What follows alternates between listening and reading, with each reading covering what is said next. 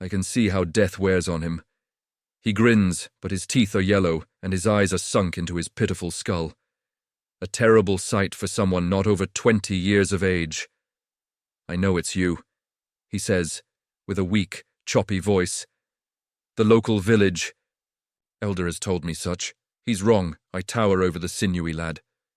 Immortality has a way of imbuing your body with proper mass, and I feel that even my voice could level the kid.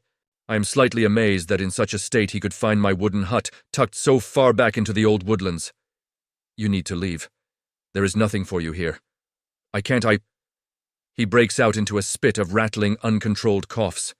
He keels, over with his spasms, and I have to catch him from falling off of the small wooden stool. It racks his body, almost splitting him in half. Yet slowly he regains himself, wiping the tears from his face and taking a moment to recapture his poise. There's a discipline to the small fellow. Torment and doom hang over him like dreadful gods. Yet he doesn't bow. He takes no moment to apologize or excuse his spell, but continues on his quest without hesitation. I'll admit, that caught my rare admiration. I can't, he continues. I've heard the stories of you, the epics, Abel the Immortal, founder of the School of Undying. I've heard you once traveled the lands teaching people how to fight the dead gods. Waging war, won Hades itself. My eyes scan him. In my hundreds of years roaming, I'd picked up an acute ability to parse through people's intentions. I sigh and lower into the stool across from him. With a gravely voice, I level the truth that I now know he deserves. That was long ago, my boy. I have abandoned that path, and it's best you do too. I grimace as memories wrestle my mind. The gods were right. Man is not meant to live forever. Yet here you stand. Do not use me as a lesson, boy. I promise you, I am closer to the devils themselves than humanity. Yet you spent eons bringing humans.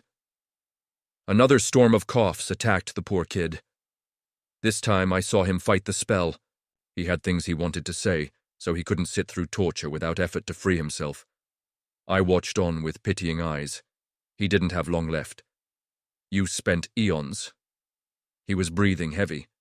Wiping spit from his lip, he continued with, strain, showing mankind the light. I just ask you do that one more time. I shook my head, slow and grave. Boy, it is best that you accept the death which knocks on your door. It will one day even find me. His face twisted into a frown and he spit on the floor. Bollocks to me, I'm a dead man. I raised up in surprise. He continued, breath becoming more and more empty with each passing word. I am too far gone for any hope. It's a miracle I made it this far. I come only for the sake of my village. A great plague rattles us, the very one that kills me now. Before I left it began on my brother and sister, and I fear that they too will die soon if you do not show them the way. A storm of emotion brewed in my chest that I hadn't felt in eons. I looked down at the lad, but felt no superiority to him. If anything, I felt almost a need to bow in respect. You have already accepted your fate? His eyes batted with lethargic pain. Aye. He nodded. Death can have me, but never them. My heart pounded. I took to my knee next to the kid and wrapped my large hand around his feeble skull. Boy, look at me, please. Slowly his dry eyes found their way to meet mine, though I could tell he was quickly expiring. I wasted no time. When I taught men the art fighting the dead gods, it fell apart because in the end, one can always die, either on the battlefield or in the spirit. Sickness and age aren't the only killers, and this eventually drives all men mad. Almost every one of my students, hundreds of people, ending up joining the dead god's crusade on life, simply because he promised them the years of those they slain. Do you hear me, boy? By teaching those to fight death, they almost always become it.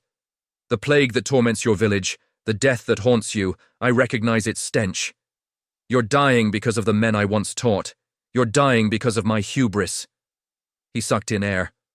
Fuck 'em. Fight back. I shook, trying to remember how to control the emotion that ran through my body. Boy, are you listening? He nodded, mouth ajar, as he no longer had the energy to hold himself together. I want you to hear this, and I want you to answer me honestly. Your village, your family, Are they much like you, boy? Are they good people? He took a few moments to build up his breath, his back wrought with spasm and pain, and each time he closed his eyes to blink, I feared they'd never open again. Finally, with great effort, he said, "To their core." I nodded, now sure of my mission. I picked up the poor lad and brought him over to my large bed, laying him among the blankets and pelts. "I know the gatekeeper of Hades," I told him. "She is a woman named Isepolis. Tell her you're a friend of Abel. She might help you on your next journey." He nodded, eyes closed and twisting with his final moments. "The name of your village?" "Bethel," he whispered. I put my hand on his head.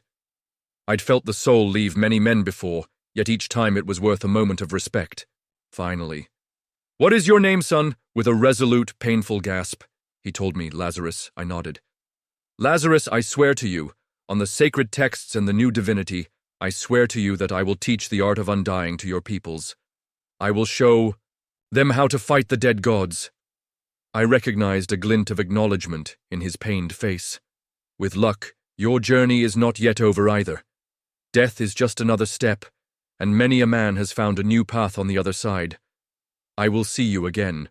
One day, my friend." Lazarus left this world, though not before knowing his village would not know the same fate any time soon. I burned his body to the rites of the ancients. Then I grabbed my great axe and took off towards Bethal, a city that would soon become famous, though at the time I only knew my mission, not anything of destiny. Death, the war has begun again. I won't make the same mistakes twice. Abel,